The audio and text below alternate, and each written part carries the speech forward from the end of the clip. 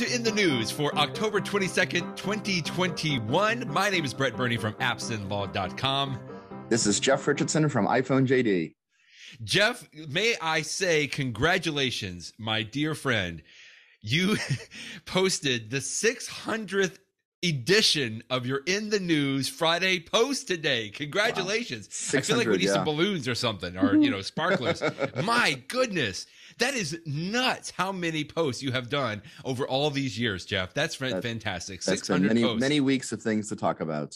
And this is a big one this week. This is a big one this week. I love when we have stuff like this. This will probably be the last one we have of this year, but an Apple announcement week always gives you so much to talk about. Yes, we teased about this last Friday, right? And then this past Monday, which was what, the 18th, I believe, is that it? Mm-hmm. That Apple had another virtual event, right? We've all gone virtual now. So it was an all pre-recorded, I think it was right at about an hour. Maybe it went over just a little bit. Just below, yeah. Yep, it was a pre-recorded video where they showed off several things, and I thought we could run down those as expected. Why don't we just start out with some of the big news that, as we expected, this was an event that was really focused on the MacBooks, like the Mac laptops, right? There's some other things we're going to get to in just a moment, but that was really the big thing. And the even bigger thing, or should I say the Pro Max thing or the Maxer thing, was that they continued to improve upon this M1 processor that they have put in a year ago into the MacBook Pros. And I think the MacBook Air had one, the Mac Mini had one, right? And then brand new iMac 24-inch. And it is just mind-blowing, the things that it can do, the speeds, the battery life, just all kinds of things that they did. They really just made it bigger. In fact, they called it the M1 Max, and then there's an M1 Pro. Now, I know we don't do a whole lot of Macs on this show, Jeff, but that was really just interesting. Of course. What's particularly interesting is when they did the presentation, before they even showed the first screen of what the new MacBook Pro looks like, which of course looks completely different. It's got so many changes to it. They focused just on the chip, which is, an interesting way to do it, to focus on how much better the chip is. And this is the thing that I love, because even though I personally don't use the MacBook Pro, although my wife does, as Apple gets better and better with these chips and does more things, it's all works, things that help the iPhone, help the iPod, help the iPad, help the MacBook Pro, which is going to come back to the iPhone. So I love that Apple is just, hitting it out of the park. The chip on this, last year, you have one of the M1 MacBook Pros from last year, which everybody says are super fast. And now, as of when these come out next week, just so far ahead in speed. It is just incredible. Really impressive. I would say it is called the MacBook Pro, right? And so I emphasize that a lot because you and I talk about this even with the iPhones, right? The vast majority of probably even business professionals and certainly legal professionals probably don't need a Pro other than you just might want the Pro, right? If it's a bigger and better, you want that. But these new MacBook Pros are absolutely designed for people that do high-end video editing, high-end audio editing, high-end photography, any of those sorts of things, any of those really creative professionals, just incredible. So, they're so fast. And then, as I started to mention, the other great thing is that Apple has really changed what the body of the MacBook Pro does. They've brought back a lot of features that people miss, the MagSafe connector, so that if the cord pops out, if somebody knocks at your cord, it's just a magnet, so it pops out, which is great. They've added a lot more connectors. They've got HDMI, which is great for any professional, lawyers or otherwise, that's doing a presentation. You can go into a conference room and just plug right into the HDMI port without having to have a dongle or something. Many more connectors. They have, a lot of people I know disparaged the touch bar at the top of the MacBook Pro. Oh, yeah. And Apple decided to replace it and go back to traditional keys. Now, I'll tell you, I'm curious what you think about it, Brett, as a notebook user, because when I mentioned it to my wife, she says, oh, I don't want to lose the touch bar. And I'm like, okay, I've never really used one. I'm like, why do you like the touch bar so much? She's like, when I am texting somebody, there's a bar at the top that shows all the different emojis, and I can just tap. I can see them, and I can tap one to select. And I'm like, wow, it didn't even occur to me. That's an interesting use case. But I know a lot of folks will be happier to have the physical keys back. It's just one. It looks like a fantastic computer that all I've been hearing for the last week is the people that love MacBook Pros could not be more excited about this machine. It's just great.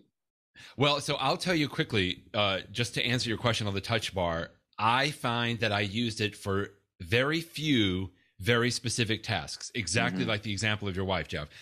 The vast, like probably 98% of the time, completely ignore it.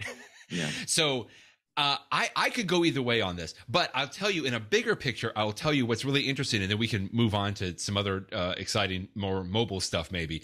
But I feel like Apple kind of took several steps back at the same time that they're making amazing leaps forward. So for example, in 2016, they came out with the new redesigned MacBook Pro. Right. And the biggest thing there, I will tell you, that I had one of those, and this was on Intel, right?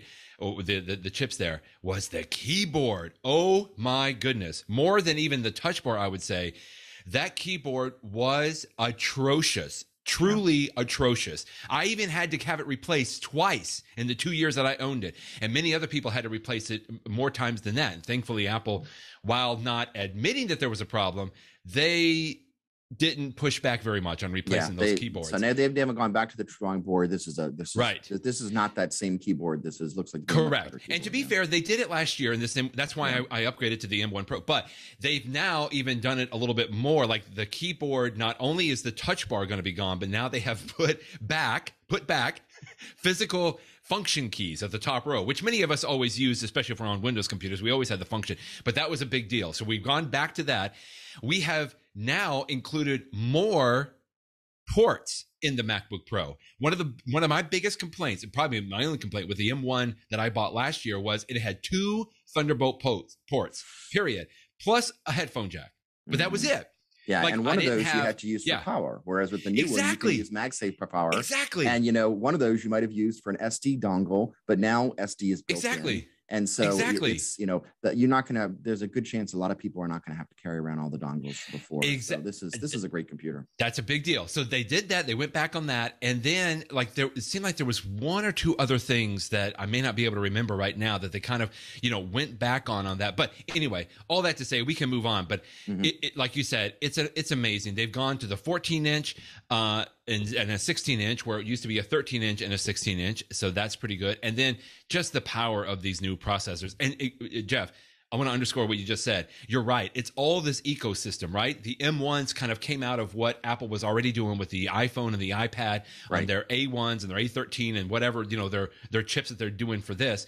And now with these brand new M1 chips, I think I saw that, the new MacBook Pros have a longer battery life than probably the new iPads now. and some of that's just because it's a bigger battery in the MacBook Pro. But that just goes to show what you're saying. Like, the improvements they're making to the MacBook Pros are definitely going to trickle down or trickle out or trickle to the side to even improve the iPad and the iPhone on that. And I don't know, that just gets me excited to see what they're doing. That was truly an impressive component. It's a great product. Another announcement that was the big news. Monday, that was a big one. Another one was the new AirPods, and I think that this one's good too. They took everything that people loved about the original AirPods, and then they sort of merged into some of the things that people like about the AirPod Pro, the shorter little tip on the end of it. Yes. And the spatial audio, which is really nice, and some more the case design. You've now got more battery life. So I mean, it is a very nice set of AirPods that I think people are going to really enjoy. But what's nice is that they're still selling the prior generation at a much reduced price, so people can get their first AirPods, whether it's for yourself, for your kids, or something, for a lot cheaper. Right. And the AirPod Pros are still there, and I tell you, this looks like a great product. I really love on the AirPods Pro the noise cancellation. I use it all the time. But I will tell you, Brett, that the tip of the AirPods Pro, I've never, for my ears, and everybody's different, for my body, for my ears, I've never been a huge fan of the silicone tips. I've written about this before on my website, that I actually have these foam inserts, or more recently, I've just been buying replacement tips that have foam in them, because I find that works better for my ears. In a perfect world, I actually sort of liked that sort of hard plasticky feel of the original AirPods. I just want the noise cancellation. So, if they could bring noise cancellation to the regular AirPods, that may well be my sweet spot. But otherwise, I'll stick with the AirPods Pro. But it has gone from a single product to a full line, and people love their AirPods. So many people tell me it's one of their favorite Apple products, and I agree with that completely. You had a nice post this week on iPhone JD about what I liked is the history that you went through. Like, here's the history of AirPods. When they were first introduced, and the first generation, second generation of AirPods, and the AirPods Pro. And this, to me, is the best line you had, Jeff. The new generation AirPods, third generation, occupy a middle ground between the second generation AirPods and the AirPods Pro. Exactly what you were just saying. Great way to think about it. Yeah. They look similar to it, and just like you said, I mean, and you make a good argument in here that this is a tremendous value. They're keeping the older version, the second generation, so that's extremely affordable. And I agree, you said in here it's probably going to go under $100 even by Black Friday. At some point, or so. yeah. You know, it's interesting because a lot of Apple products don't go on sale that often. Right. But AirPods, I've noticed over the last few years, they do. And so Apple is happy, you know, it's much more of a consumer product. And I mean, I guess they're all consumer products, but this one really so. And so you will, you know, routinely see, I mean, sometimes I see the AirPod Pro selling for the same price, the same list price as the AirPods. So assuming that Apple sticks to that, you're going to see that entry-level AirPod for under $100. I mean, you're going to see $99 AirPods. Agreed. And that gets into a whole new market. That's sort of a psychological difference of, you know, just under $100 versus over $100 versus over $200. Right. So, you know, they're really trying to take over this market. I predict this is going to be a huge component for this holiday season. Absolutely. Because if they can put this third generation out, and like you said, I still like having that noise. I can never go back. I'm using them right now, the AirPods Pro. I can never go back to just not having noise cancellation. And I want to get a pair for my wife as well. And I predict this holiday season will be the time. And they retail for $250, like you said. But Jeff, you can regularly find them for less than $200, and that is an amazing buy for these things. You bought yours at a discount earlier this year. I did. I did. Exactly. And I think I even got it refurbished. And so it was like $179 or something similar. So there you go. You paid the AirPods price for the AirPods Pro. Exactly, my friend. This is a good table. Quickly, you linked to this story. This is this Chance Miller on 9 to 5 Mac. This is a good little table, I thought, about, you know, the differences in that. To me, it's almost no question AirPods Pro, but, you know, that AirPods third generation is really going to be amazing. And you pointed out in your post that the AirPods third generation will have better battery life, I think, than the AirPods Pro. Am I correct in that? Yeah, they will. Yeah. So there's some benefits on having that AirPods third generation. There are some reasons that people might like literally prefer them. Not just the fact that it's cheaper, but it actually has some features that people might like better. So another announcement that they quickly went through was Apple Music Voice Plan. This is pretty interesting. I think you wrote a little bit more about this. Yeah. You know, your Apple Music, I've been almost all in on Spotify, but I continue to think, in fact, I was listening to somebody that they have Spotify, but they use Apple Music just because it's so easy to request Siri to play a song. Now, I can do that on Spotify, but sometimes I will say it will either get it a little weird or odd. And I know that the integration between Siri and Apple Music is a little bit better. And it dawned on me like, wow, people are paying for both services. They love Spotify, but then they also have Apple Music just for that specific purpose of either because they have a HomePod, you know, mini that they use, or an iPhone, and they think of a song and they just ask Siri to play it quickly. That's if you pay for the full version. But now maybe you have another option on this as well, correct? Yeah. So with the Apple Music Voice one, it's only $5 a month. So it's much cheaper than the individual price of $10 a month or the family of $15 a month. But all you can do is use Siri. So you can talk to your iPhone and you can say, hey, you know, Siri, you know, play, you know, Come Together by the Beatles, and it'll play the song. Or you can ask it to play a playlist that's one of the Apple playlists, but you can't use the current Apple Music app. So you can't, you know, type and search for songs or create your own playlists or download music. You don't have spatial audio. You lose a lot. So it's really sort of just a way to get people in the door.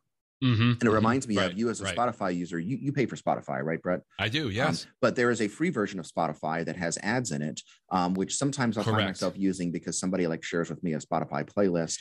And it's annoying for me to have the ads in there. But since I already have Apple Music, I'm not going to pay for Spotify too. And it's sort of like, you know, the trade-off. And I think Apple is wondering, are there people that would, you know, they're not going to have a free version of Apple Music, but are there people that would consider the trade-off of only paying $5 and using Siri enough? Interesting. Now, frankly, as much as anything else, I think it might be sort of a come-on price to get people to be interested in the $5 price and then pay to go up. I mean, as I mentioned today, if you have a family or a group of people, the family plan, which supports up to 6 people for $15, is an incredible value. That's you multiply, if you actually have 6 people in your family, I've got 4 in mine, you multiply that out per person and it's far below $5 a person. It's a great value. But Apple is trying to flex. Spotify is still the king in this area, even though Apple Music is better integrated with all the iPhone products.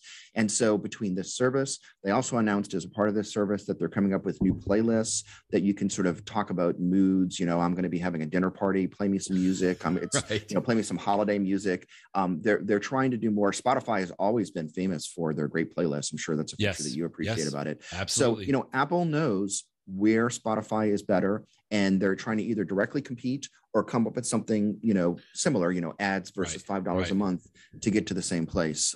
It's a competitive market. Now, you link to our friend David Sparks, which he's always good. He's always good about throwing out in almost immediate thoughts about an Apple event. And where was it in here? He talked about the fact he's like, yeah, it's right there.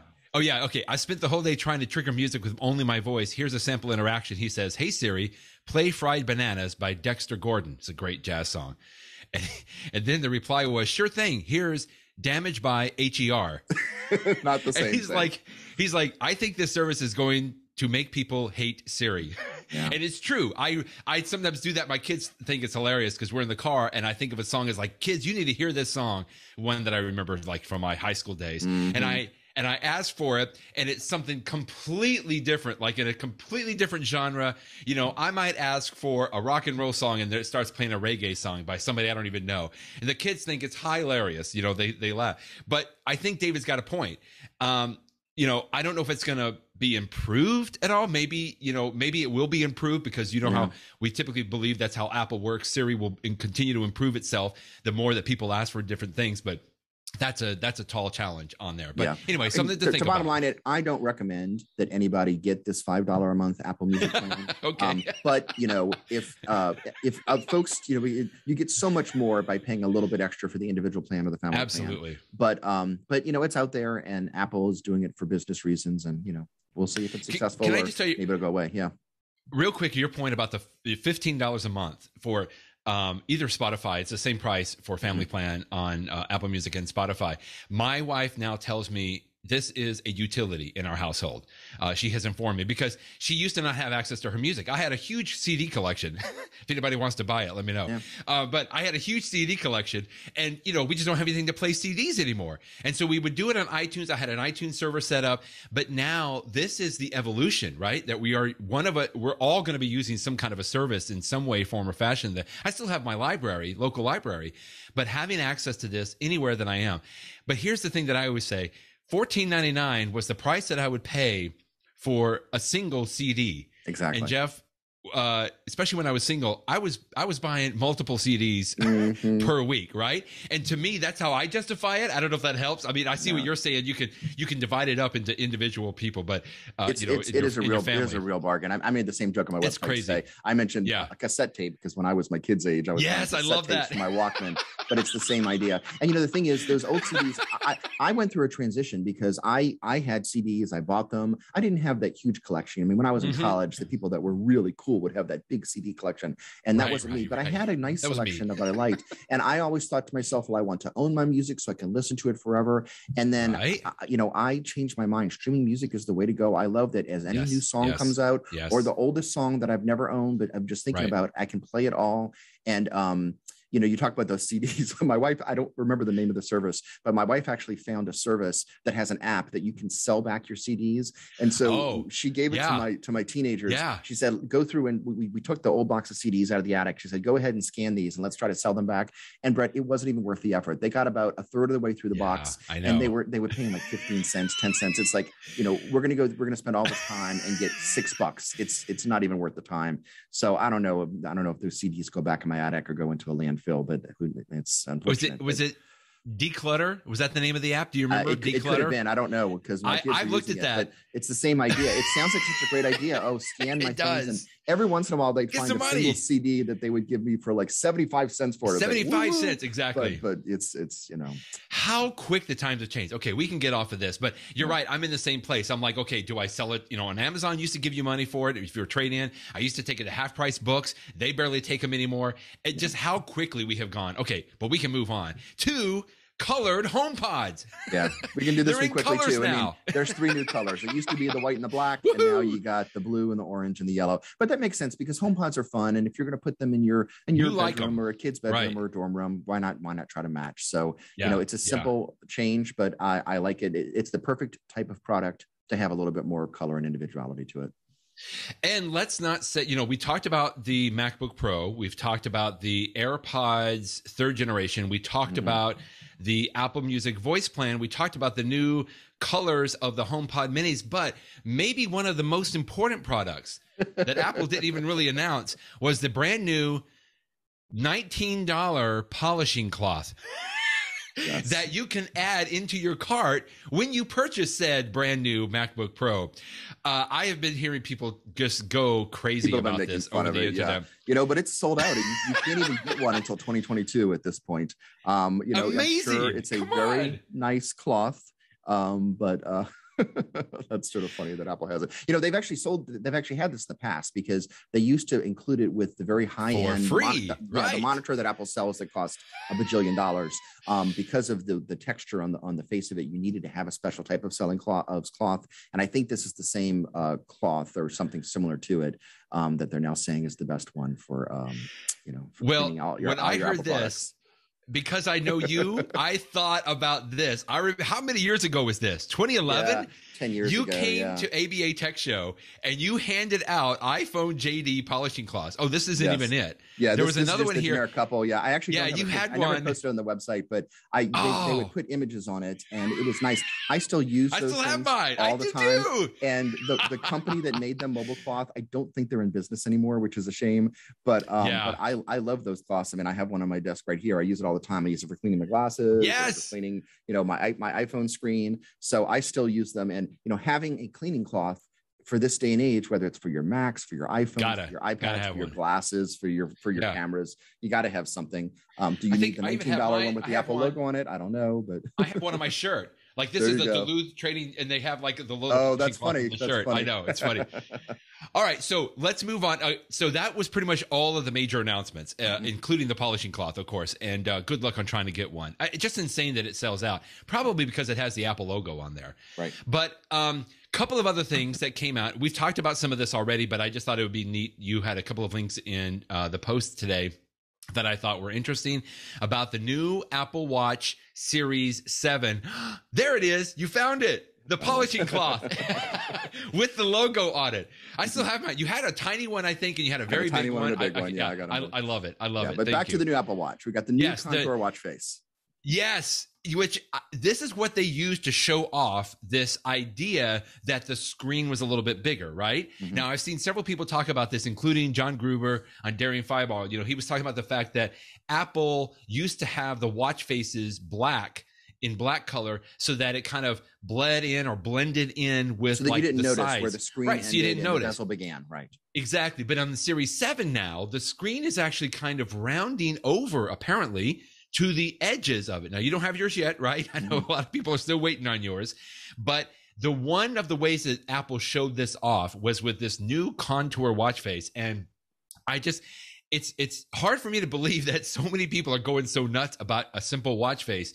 But I've seen so many people talking about this, and it really is cool, I have to admit. Maybe it's just because everybody's talking about it. But this was a great story you linked to on 9 to 5 Mac from Parker Ortolani, where he's just talking about, like, how does it work? You can... I think you can move the digital crown. There's a lot of settings on it. Yeah. Goes around on there. Colors, everything. Yeah, that was neat. So it's neat.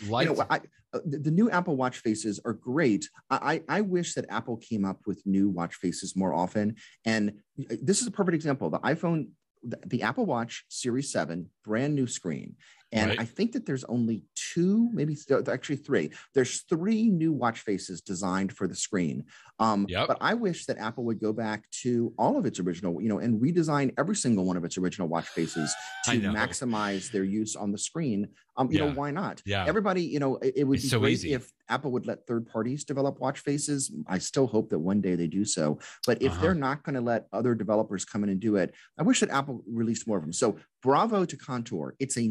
It looks cool, and it's a neat way to take advantage of the new screen. I just wish there were more. Yeah, I will tell you, I typically, when I got my Apple Watch, I had a few of the basic, or I guess the standard faces. And then I played with it maybe for 10 minutes and I was like, okay, that's fine. I'm just going to leave it. And I wish I would keep going back. And I did actually this past week. And another story you linked to was some of the watch tips, the things that you could change, which this is a great article, by the way. But one of the things that I did try this past week is I added the portrait mode photos. We've always had the ability, we've had the ability to add photos as our watch face. And that's nice. It was good. But this portrait photos, there's just something a little bit different. Mainly because when I have the portrait mode, it has to be a picture taken in portrait mode. Right. And so whatever magic that Apple is doing, when you have that on your Apple Watch, you can turn the crown and the portrait actually kind of enlarges or kind of comes out or separates from the background. It's very cool. It's hard to describe, but I love it. I put it on just because it makes you can add a few pictures in there. So every time that I lift my watch now, it's a different picture that shows up. And it's just neat because it just comes up with a couple of, memories.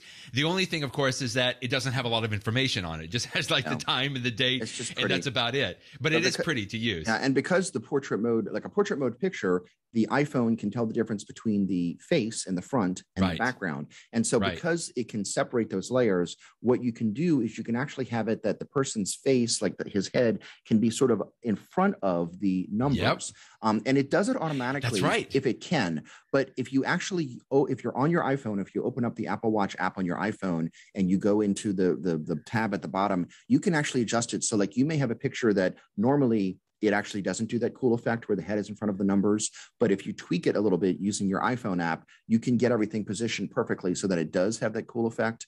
So it's neat. Yeah, that's a good example that you're showing right there, where the face is right above the numbers. So if you want to do it, if you like this watch face and you really want to get the most out of it, take a minute or two to adjust it and you'll get better results.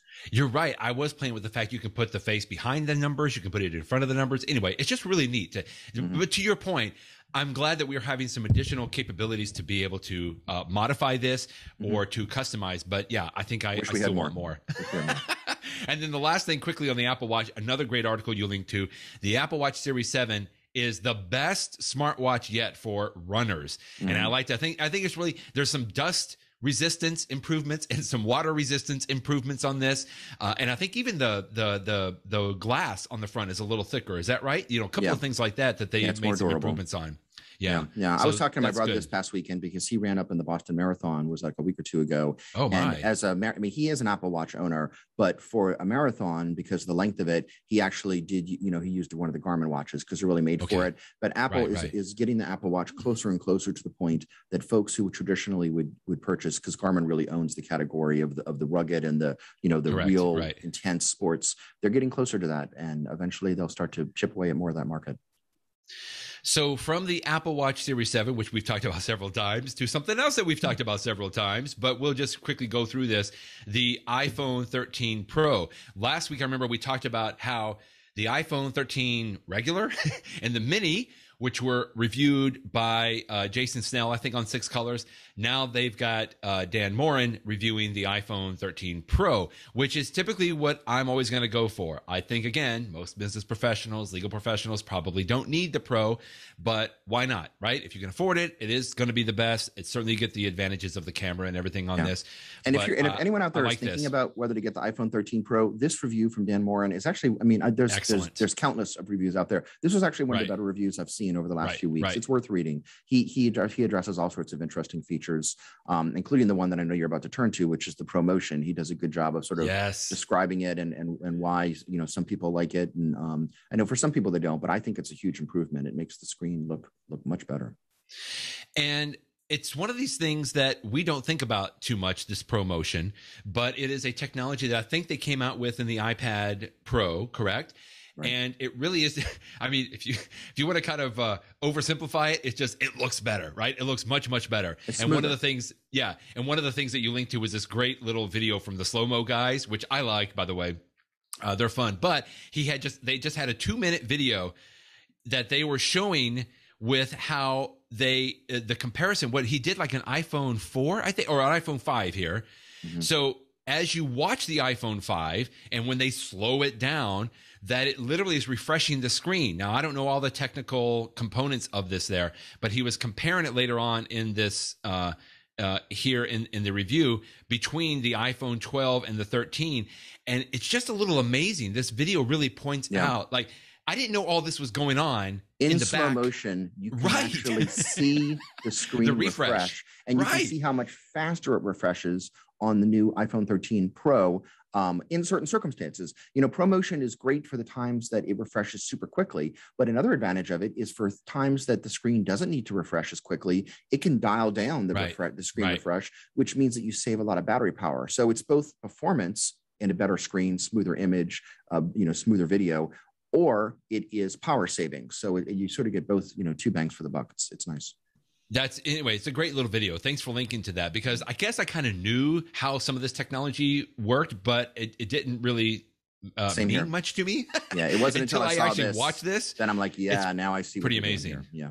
And somebody said, one of these reviews, maybe it was in Dan Moren, he was talking about that ProMotion, right? That he didn't really think the ProMotion capabilities was going to be that big of a deal. He said, until the first time he turned the screen on and he started going through the initialization of the phone, and he's like, immediately, he's like, oh yeah, this is different. Like, I can tell how much better this is.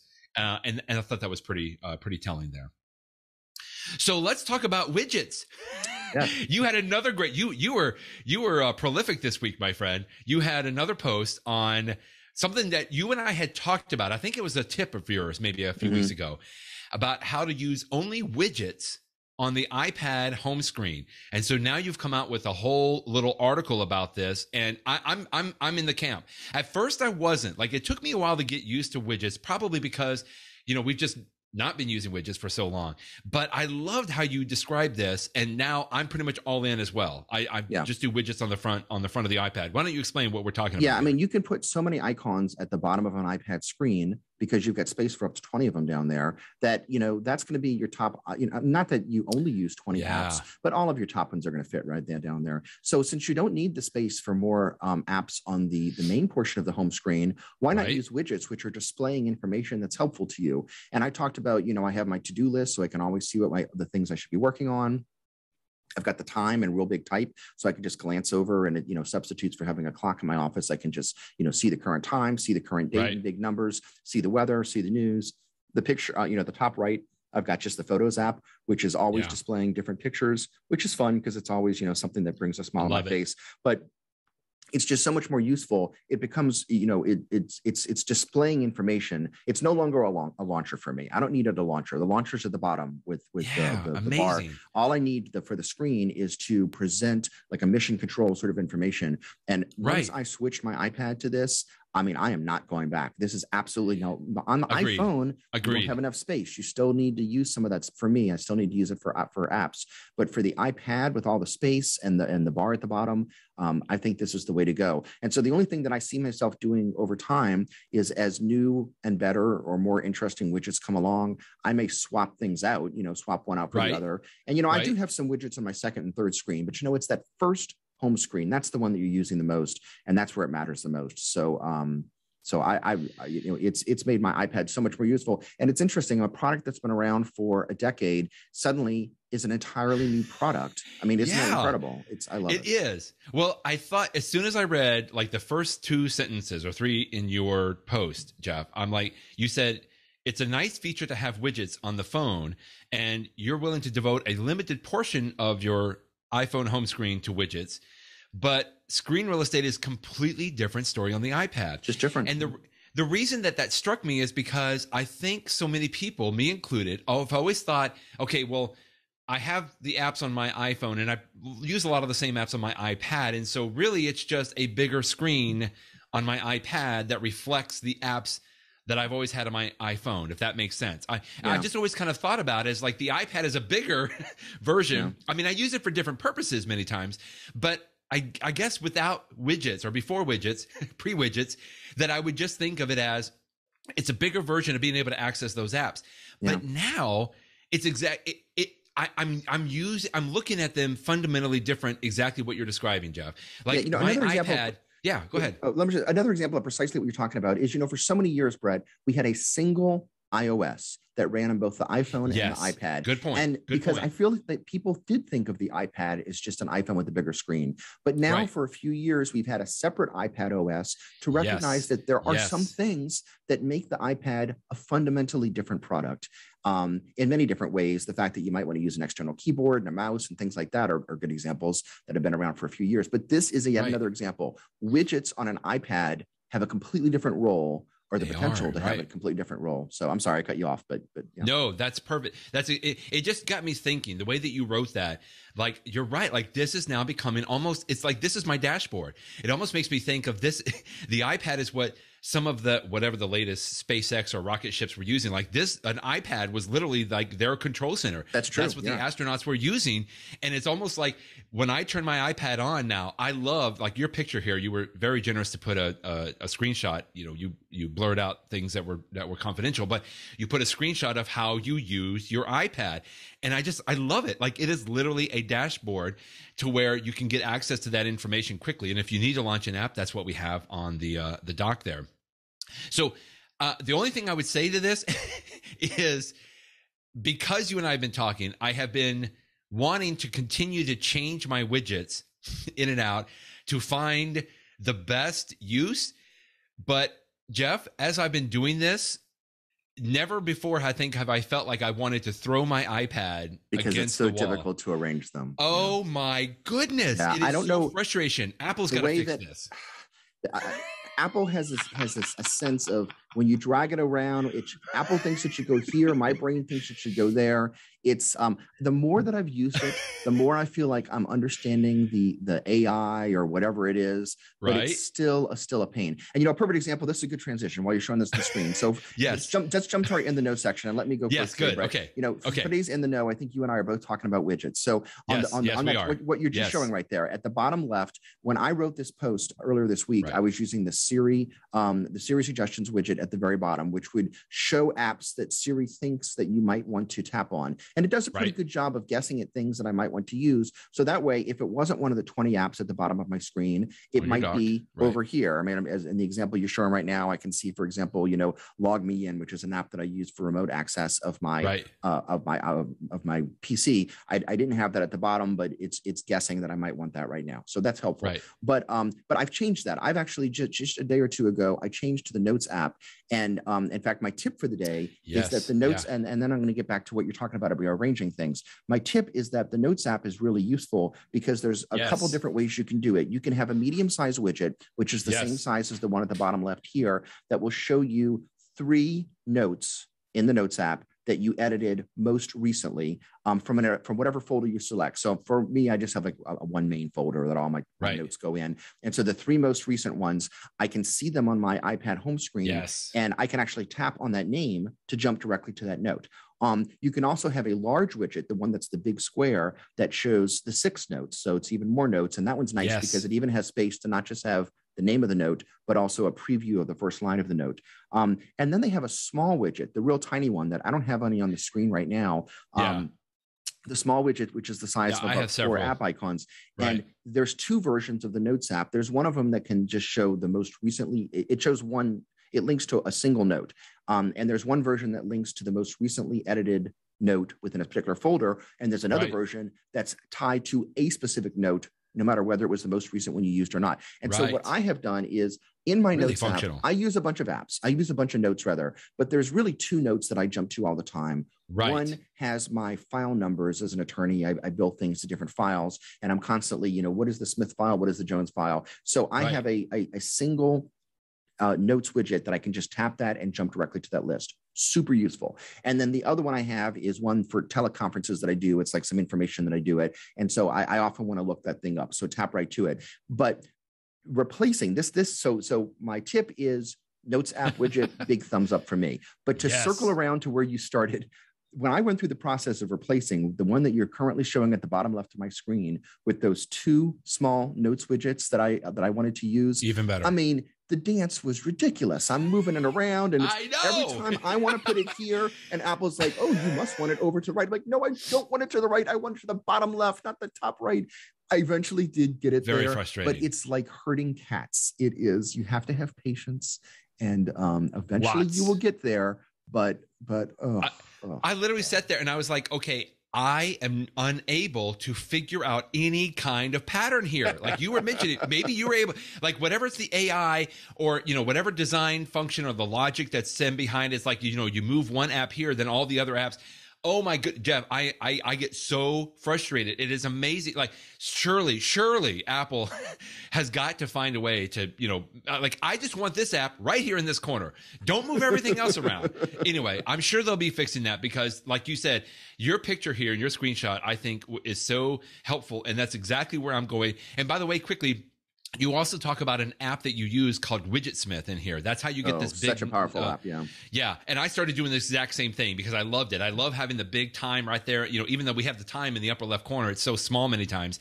I love having that right there. Widgetsmith is I think it's a free app. There's some in-app purchases, but you can just do some basic things exactly like what you have here with putting the big time, or you can put a date. Or you can customize it a little bit. Do a million different things with it. Yeah. Yeah. On there. So that's a good one. Okay. So similar quickly, I'll do my tip. And it's very similar also to what you have done here. You described with PDF Expert. As I mentioned, I've been going through redoing my course on file management on the iPad. And so I have been doing a lot of work in the Files app, which is something that Apple released several iOSs ago.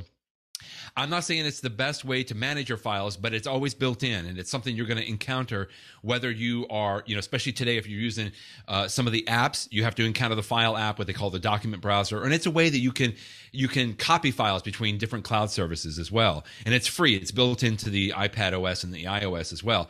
However, I like using the Files app widget on here because you can do several things. You can say, just like what you have in the center here with your PDF Expert, I can say, I want the Files app widget to show me all the files from this particular folder, like a folder that I go to often, whether it's on my iPad, or you can even bring up documents that are stored in iCloud or in Dropbox, although Dropbox has their own widget that you can pull up, as well as PDF Expert. A lot of these apps have this as well. So in a way, I guess it's a little bit broader than just the Files app, but you can go in and you can customize it. And then you could either base it on a specific folder to say, I want to see all of the files from this particular folder, or you can say, I want to see all the files that I've tagged with this specific tag. And it's just like what you were talking about, and the way that you've used PDF Expert, I think, on here. I want to hear about it just as well. Mm-hmm. But it's a way that you can quickly access several files that maybe, you're working on with a particular project. Like instead of opening up a separate app and navigating to a folder, you can have one of these widgets now just be on the front of your I'm going to call it a dashboard on your iPad, and you can jump directly to that document. And if it's a Word document, typically on the iPad, it'll open into Microsoft Word app if you have that installed on there. If it's a PDF, typically it might open in what we call the preview or the quick look in iPad. But it could also open in PDF Expert if you want it to happen there as well. So again, you do something similar with PDF Expert, it looks like here on your home screen. Yeah. Yeah. I mean, that's the thing. Some widgets that I use are displaying information, like I have a weather map. It's just looking at the information is what I want. Looking at the photo is what I want. But sometimes, I said that you don't want the home screen to be a launcher, just to launch a particular app, because launching a particular app is nice. But what's really nice is launching that app directly in the file that you want to be working on now. And that's why, whether it's PDF Expert or Dropbox or Notes or Files, as you described, that is a particularly useful app to help you to be more productive. So I like it.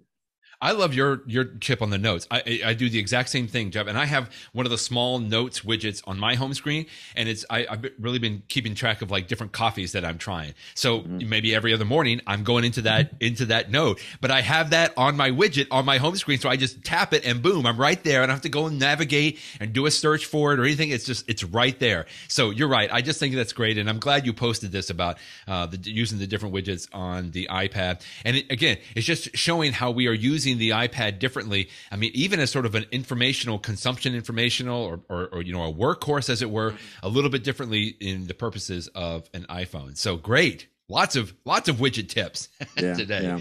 There's lots to talk about this week. Anytime you have an app announcement week, there's going to be tons to talk about. Always something. Was this week. Well, thanks for joining me today, Jeff. Always a pleasure, and we'll talk to you next week. Thanks, Brett. Bye-bye, everybody.